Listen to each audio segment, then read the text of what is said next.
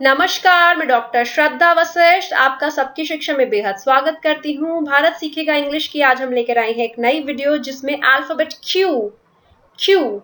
Q के बारे में मैं आपको देंगे जानकारी। उससे कौन से शुरू होते हैं अलग अलग वर्ड्स और कैसे बना सकते हैं बहुत ही आसानी से उनसे आप बहुत सारे सेंटेंसेस। तो चलिए अब हम जानते हैं क्यू के बारे में। Q for quilt, QUILT, quilt यानी कि रजाई, quilt।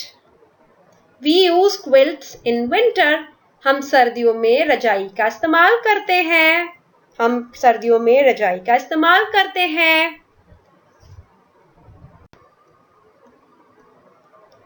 Q for quail यानी कि बटेर, QUAIL, quail यानी कि बटेर। Quail is a small bird, बटेर एक छोटा पक्षी है।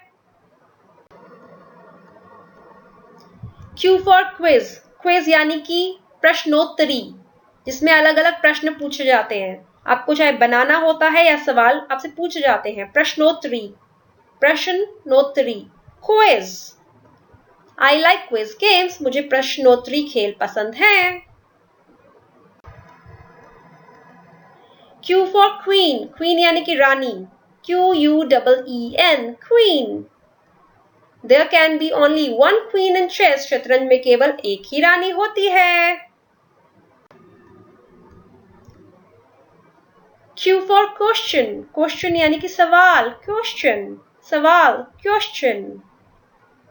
The teacher asked a question to Neha, teacher ने नेहा से एक सवाल पूछा, शिक्षक ने नेहा से एक सवाल पूछा।